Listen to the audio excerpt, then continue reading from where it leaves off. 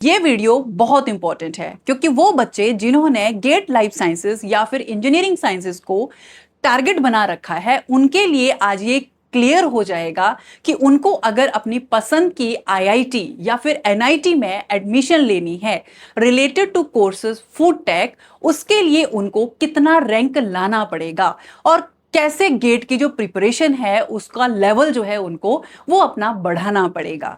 तो इस वीडियो से उन बच्चों को बिल्कुल क्लियर हो जाएगा, क्योंकि मैं हमेशा बोलती हूं अगर आपने किसी चीज का टारगेट बनाया हुआ है, फोकस रखा हुआ है, तो आपका जो पाथ है वो क्रिस्टल क्लियर होना चाहिए कि अगर मुझे इस पर्टिकुलर आईआईटी में या फिर एनआईटी में एडमिशन लेनी है तो मुझे उसके लिए कितनी तैयारी करनी पड़ेगी।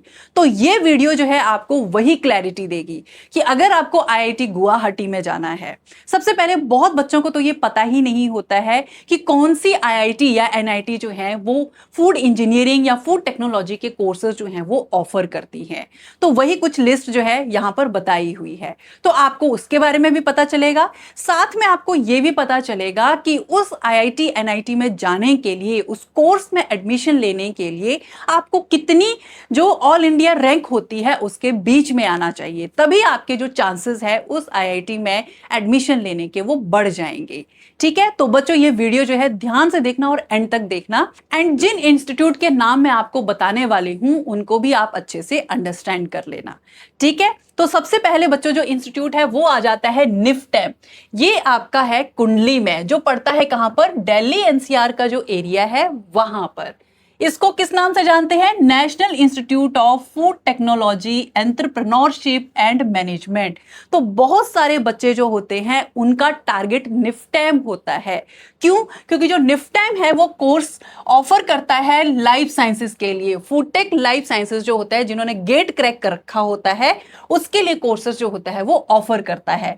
साथ में एक्सी जो फूड इंजीनियरिंग के होते हैं उनके लिए भी कोर्सेज ऑफर करता है, एंड फूड टेक के लिए भी कोर्सेज ऑफर करता है। मतलब अगर आपको एमटेक करनी है, एमई करनी है विद फूड टेक सब्जेक्ट के लिए, तो निफ्टेम जो है बहुत सारे बच्चों की क्या रहती है, चॉइस रहती है।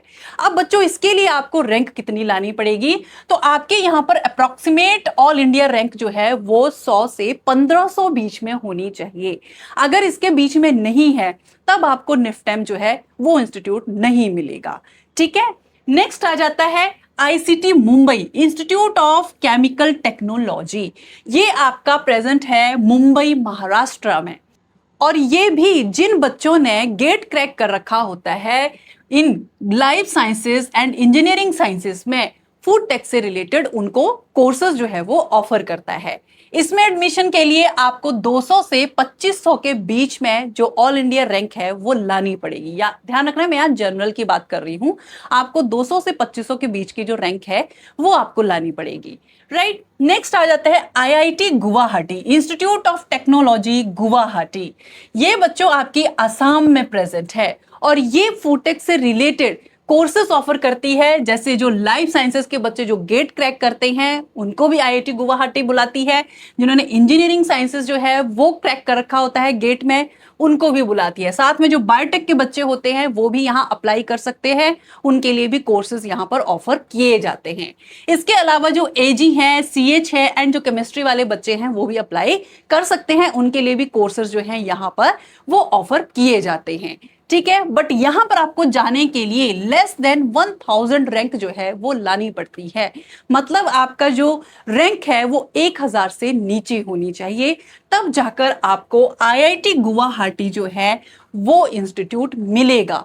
और आपका जो गेट है वो ऑब्वियसली क्रैक होना चाहिए तभी मिलेगा। नेक्स्ट आ जाता है एनआईटी रुड़केला। ये आपका है नेशनल इंस्टीट्यूट ऑफ टेक्नोलॉजी रुड़केला। कहां पर है ये, ओडिशा में प्रेजेंट है। कहां पर है ये, ओडिशा में प्रेजेंट है।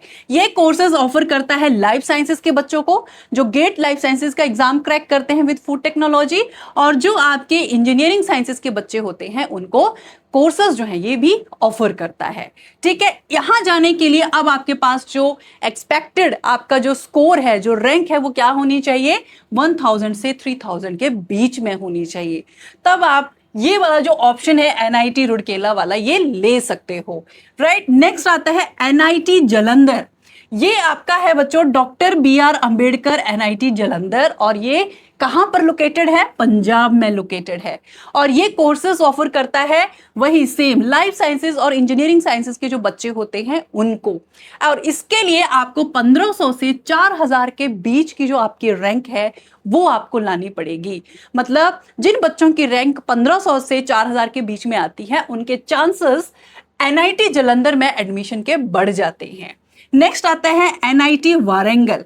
ये आपका है national institute of technology Warangal, और ये कहां पर लोकेटेड है? ये लोकेटेड है तेलंगाना में, ठीक है। और ये भी कोर्सेज ऑफर करता है GATE life sciences and engineering sciences के लिए रिलेटेड टू फूड टेक्नोलॉजी। इसमें एडमिशन के लिए आपको 1000 से 3000 के बीच में जो रैंक है ऑल इंडिया रैंक वो लाना पड़ेगा। नेक्स्ट आ जाता है LIT Nagpur, lucky Reddy Bali Reddy college of engineering. इसको सिंपली एलआईटी कहते हैं, और ये लोकेटेड है आपका नागपुर महाराष्ट्र में। और ये जो सिर्फ लाइफ साइंसेज के बच्चे हैं, गेट एक्सेल के बच्चे हैं, उनके लिए कोर्सेज जो है वो ऑफर करता है। और यहां एडमिशन लेने के लिए आपकी जो रैंक है वो आनी चाहिए 3000 से 7000 के बीच में। अगर इसके बीच में नहीं है तो यहां पर एडमिशन के जो चांसेस है आपके वो कम हो जाते हैं।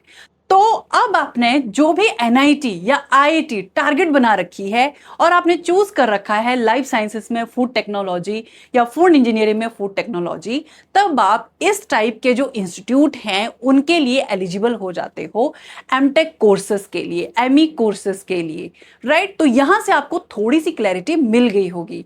एक बात ध्यान रखना, ये जो मैंने आपको स्कोर बताया हुआ है, रैंक बताया हुआ है, ये अप्रोक्सीमेट है, ईयर टू ईयर ये चेंज हो सकता है। तो आपको इनके जो मैंने रेंज बताई है, इस रेंज के बीच में आपको अपना जो रैंक है वो लाना पड़ेगा। तो बहुत सारे बच्चों को थोड़ी सी इंसाइट मिल गई होगी कि इंडिया में कौन कौन से इंस्टीट्यूट हैं जो आपके courses related to food tech या फिर फूड इंजीनियरिंग ऑफर करते हैं, राइट। एंड वहां पर जाने के लिए आपको कितनी एक्सपेक्टेड रैंक जो है वो लानी पड़ेगी।